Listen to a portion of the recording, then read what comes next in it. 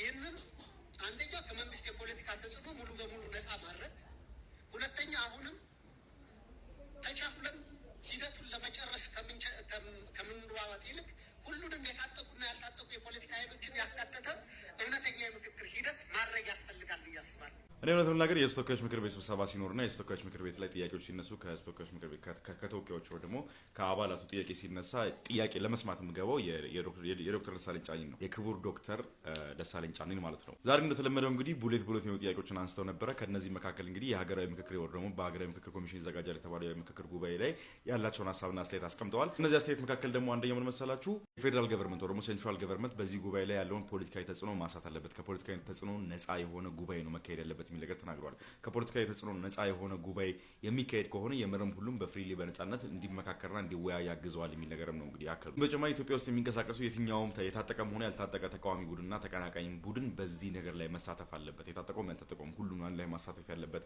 አለበለዚያ ሁሉም ካላሳተፈ ሁሉም እንትን አላለም መልሰው ወደ ጦርነት ፕለንጅ ማድረጋችን አይቀርም የሚል ነገር ነው የተናገሩት። መልሰን ደግሞ ርዕስ በጦርነቱ የምንገባ ከሆነ የጊዜም ሆነ የገንዘብ ኪሳራ ነው ይሄ ምክክር ወር ደግሞ ይህ ይዘጋጃል የተባለው ሀገራዊ ምክክር ሙሉ በሙሉ ኪሳራ ነው የሚል ነገር ነው የተናገሩት። መደገፍ ያለበትን እደግፋለሁ ወር ደግሞ መደነቅ ያለበትን አደንቃለሁ፣ ከዚህም በተጨማሪ ደግሞ ድምጽንም አሰማለሁ፣ ጥያቄዎችንም አነሳለሁ የሚል አቋም ነው ያላቸው እንግዲህ ዶክተር ደሳለኝ። በቅርቡ የተለያዩ ዓለም ድርጅቶች ወደ ኢትዮጵያ ፍሎ የሚያደርጉትና ወደ ኢትዮጵያ ኢኮኖሚ የሚያስገቡት የውጭ ምንዛሬና ኢትዮጵያ ውስጥ የተከማቸው የውጭ ምንዛሬ ክምችት የውጭ ምንዛሬ ሪዘርቭ ምንም እንኳን ያው ያን ያክል አመርቂ ባይባልም ጥቂት የሚባለው ደግሞ ደስ የሚያሰኝ የማክሮ ኢኮኖሚ መሻሻልን አሳይቷል። ይህም ደግሞ ጥሩ ነገር ነው የሚልም እንደዚሁ አስተያየታቸውን ሰጥተው ነበር። ከዚህም በተጨማሪ ኢትዮጵያ ውስጥ የተለያዩ ከኮሪደር ልማት ወር ደግሞ ከተማ ላይ ከሚሰሩ ኮሪደር ልማቶች በተጨማሪ የተለያዩ ፋብሪካዎችና የተለያዩ ኢንዱስትሪዎች መገንባት እንዳለባቸው፣ ከነዚህ መካከል ደግሞ የማዳበሪያ ማቀነባበሪያ ከዚህም በተጨማሪ ደግሞ የነዳጅ ማጣሪያዎችም ጭምር በኢትዮጵያ ውስጥ መገንባት እንዳለባቸው ተናግረዋል። ጎረቤት ሀገሮቻችን የሚያወጡትን ነዳጅ እኛ እያጣራን መጠቀም እንችላለን በአነስተኛ ዋጋ፣ ለእኛም የነዳጅ መረጋጋት ጥቅም ይሰጠዋል፣ እኛም ደግሞ ይህን ነዳጅ ለጎረቤት ሀገሮቻችን እያስጠቀምን ገንዘብ ማግኘት ይችላል የሚል ሀሳብ እንዳላቸው ነው የተናገሩት። ሚኒስትር ዶክተር አብይ አህመድ እንግዲህ የተለያዩ ጥያቄዎች በአሁኑ ሰዓት ላይ መልስ ሰጡ ነው የሚገኙት። አሁን ረፍት ወጥተዋል። ከ20 ደቂቃ ረፍት በኋላ እንመለሳለን ብለዋል። አሁን ይመለሳሉ። እሱም ደግሞ አይቼ ምን አዲስ ነገሮች አሉ፣ ምን የሚነገሩ ነገሮች የሚሉን ደግሞ አይተን እንመለሳለን። ዶክተር ደሳለኝ ጫኔ ዛሬው በነበረው በ5ኛው ዓመት የ30ኛ መደበኛ ጉባኤ ወር ደግሞ መደበኛ ስብሰባ የህዝብ ተወካዮች ምክር ቤት በነበረው ስብሰባ ላይ ካነሷቸው አንደኛው ጥያቄ መካከል እንግዲህ 12ኛ ክፍል ተማሪዎች የማትሪክ አለማለፍ ወር ደግሞ የዩኒቨርሲቲ መግቢያ ፈተናቸውን መውደቅ ጉዳይ ነው። 8% ተማሪዎች ብቻ እያለፉ ያሉበት ይህ ፈተና አሳሳቢ ነው፣ ለሀገራችን ልክ አይደለም የሚል ነገር ነው እንግዲህ ሀሳባቸውን ያነሱት። ረጅም ጊዜያቸውን በማስተማር እንዳሳለፉ የሚናገሩት ዶክተር ደሳለኝ ጫኔ በማስተማሩ ደግሞ በአስተማሪዎች መካከል የሚነገር አንድ አባባል አለ ብለዋል።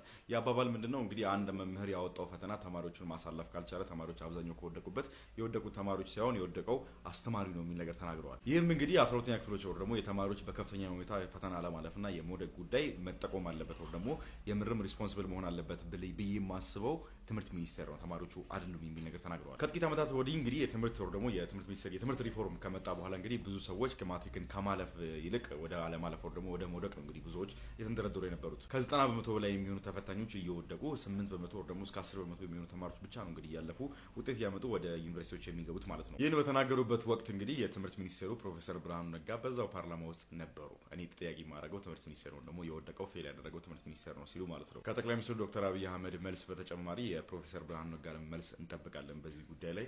ይመቻችሁ። ዶክተር ደሳለኝ ጫኔ ስለ 12ኛ ክፍል ተፈታኞች በፓርላማ ይሄንን ብለዋል። 58.7% የማለፍ ምጣኔ በየትኛውም ዓለም ታይቶ የማይታወቅ ወይም 92% የመውደቅ ምጣኔ ከፍተኛ የትውልድ ብክነት ወይም ጄኔሬሽናል ካታስትሮፊ ነው።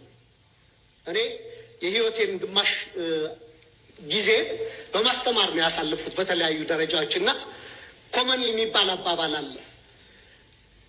መምህሩ ፈተና አውጥቶ ተማሪዎችን ማሳለፍ ካልቻለና ከወደቁ የወደቀው መምህሩ ነው የሚል ኮመን አባባል አለ በእኛ በአስተማሪዎች ዘንድና ይህን ያክል 92% የመውደቅ ምጣኔ ካለ እኔ ወድቋል ብዬ ማስበው ትምህርት ሚኒስቴር ነው።